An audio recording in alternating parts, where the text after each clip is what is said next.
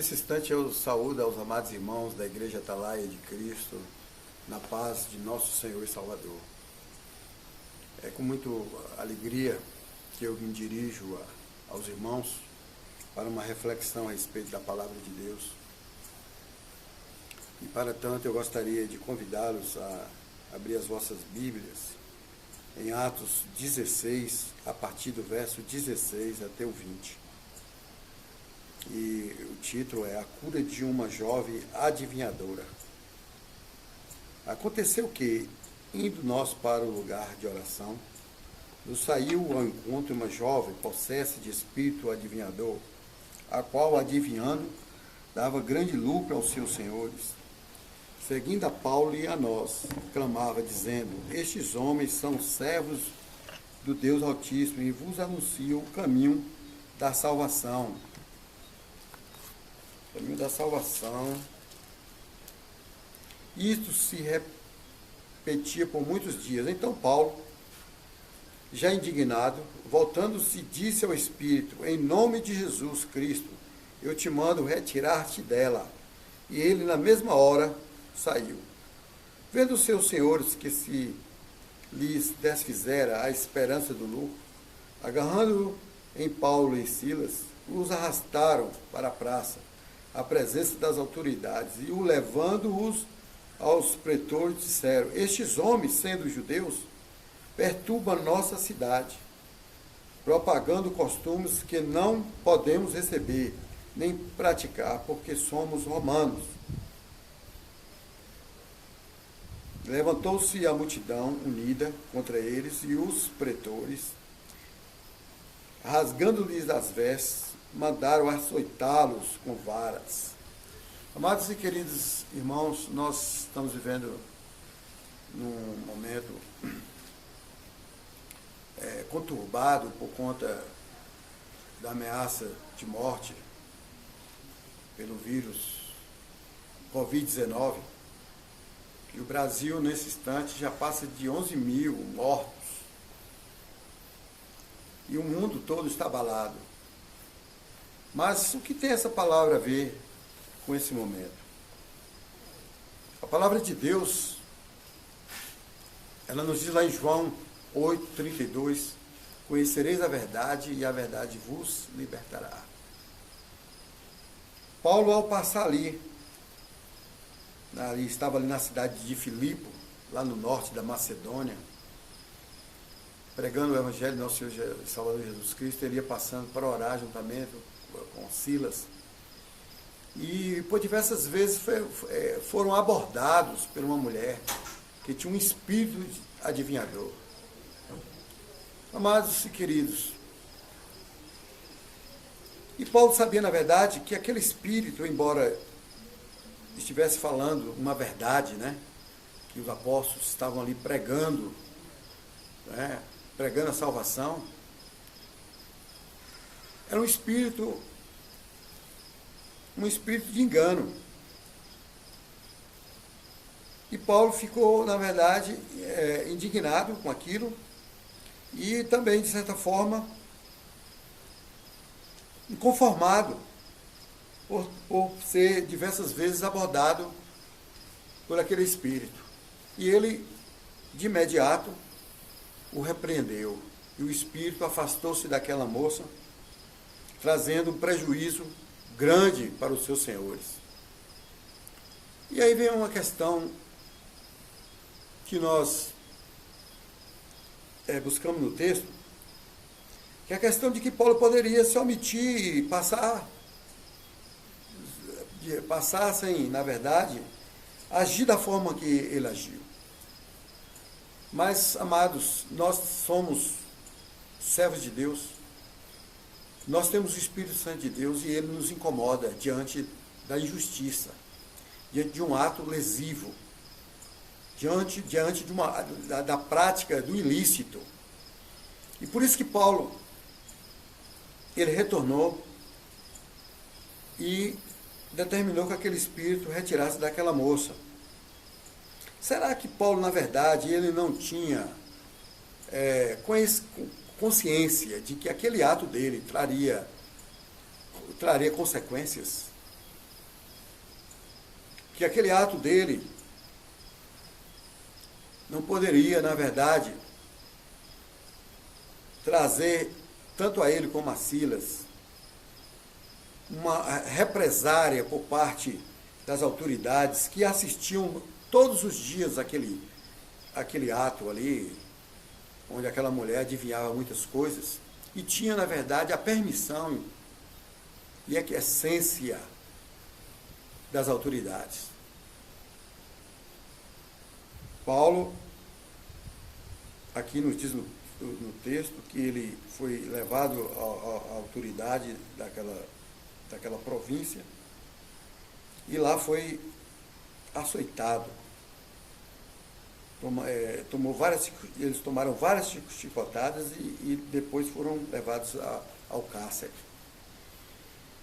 E nós estamos vivendo no Brasil um momento conturbado do ponto de vista político, do ponto de vista moral. E nós aí percebemos que como é que essas pessoas, autoridades e determinados segmentos da sociedade, eu digo empresários, que estão sendo investigados por conta de práticas lesivas ao erário público, agentes prepostos do Estado, pessoas que têm a responsabilidade de conduzir a administração desse país com lisura e com respeito à coisa pública, praticando atos lesivos. Nós vemos os respiradores aí, hoje o que comenta a mídia é de respiradores que no mercado são vendidos a 25 mil, mas são comprados aí por alguns órgãos públicos, 80, 100, 150 e até 180 mil reais. Produtos superfaturados. E não só a questão dos respiradores, mas questão de máscaras e outros implementos, né, ligados ao tratamento dessa doença. E os hospitais e enfermeiros só estão sendo vítimas por conta de falta de materiais de trabalho tão essencial ao exercício da profissão. E aí a gente pergunta, na verdade, o seguinte, a questão ética. Paulo estava ali, na Grécia, no norte da Grécia, a cidade de Filipe, né? Filipe era a cidade, uma província, onde tem o nome do pai de Alexandre, o Grande.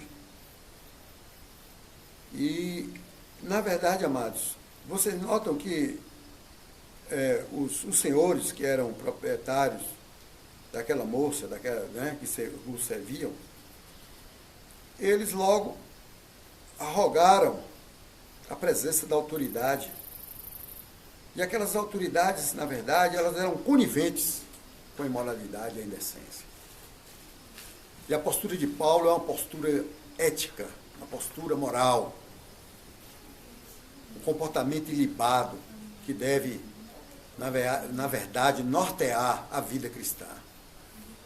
Porque nós temos presenciado que muito se fala do amor de Deus, o amor de Jesus. Mas o amor de Jesus, ele é paralelo à justiça. A justiça e o amor de Jesus, não há dois pesos e duas medidas. Amor e justiça de Jesus trabalham juntas. E o cristão tem que estar observando isso. É lógico que nós, como cristãos, nós repudiamos esses atos. No momento de dificuldade que a sociedade passa, porque a sociedade é ela que gera os impostos. Em um momento de dificuldade, muitos dos hospitais sem os equipamentos necessários para fazer frente a esse momento de caos que nós vivemos. E do outro lado, se de uma ponta há uma dificuldade desses profissionais de trabalharem para atender essa demanda que cresce a cada dia, do outro, uma corja de ladrões, sem o menor sentimento, o menor respeito pela vida das pessoas, praticando atos lesivos à sociedade. A sociedade grega era uma sociedade de origem bem clara, do ponto de vista moral. Os gregos vieram do povo egeu, e do povo egeu eles herdaram o ethos, o logos e o pater. O ethos, a ética além da ética. O logos, a palavra além da palavra. E o pater, a razão além da razão. E nós vemos que a sociedade grega era uma sociedade que, embora não tivesse o conhecimento da palavra, o conhecimento da salvação, da graça de nosso Senhor Jesus Cristo, mas aceitaram, muitos aceitaram. Muitos aceitaram. E esse comportamento que nós vemos do apóstolo Paulo e Silas é um comportamento que deve, na verdade, como eu disse, nortear a nossa vida, a vida cristã. A vida cristã ela tem que estar sempre assentada nos princípios, os princípios basilares do cristianismo, desde nos seus tempos primordiais, da igreja primitiva, até os dias atuais, e daí para frente é o que se espera. A questão, na verdade, é extrair esses exemplos como maus exemplos que nós não podemos corroborar e nem tampouco aceitarmos como se nada tivesse acontecendo. A nossa postura cristã é uma postura de refutar qualquer argumento que venha, na verdade, tentar legitimar essa mentira como verdade. E em todas as outras questões inerentes à nossa vida. Nós devemos ter uma postura sempre buscando a justiça, buscando a verdade. E é preciso que, nesse momento no Brasil, se faça uma reflexão a respeito disso. Será que nós vamos deixar tudo isso passar sem que nós possamos trazer isso para a análise da palavra? Aceitarmos a sociedade nessa prática lesiva, um momento difícil como nós vivemos, temos que ter uma palavra de repúdio a isso.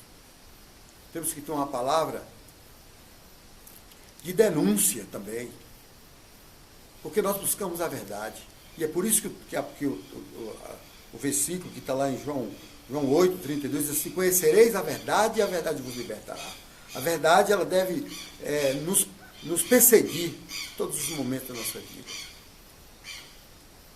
Nós não devemos só apenas ficarmos pensando no amor de Jesus, sem pensar na sua justiça, sem a aplicação da justiça na sociedade, uma sociedade que ela tem que depurar esse comportamento lesivo. E nós que somos cristãos, que conhecemos a palavra de Deus e que temos convicção de que Ele está com o olhar, o seu olhar, voltado para nós, para os nossos comportamentos, para as nossas atitudes, nós devemos, sim, estarmos inconformados com o que está acontecendo. Bastou-se, na verdade,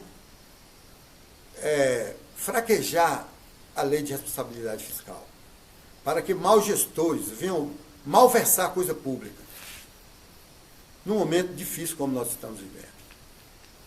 Então, fica aqui nosso repúdio, fica aqui a nossa indignação. E vamos orar a Deus para que a justiça, a nossa justiça, em todos os âmbitos, possa estar investigando e punindo essas pessoas num momento tão difícil como isso.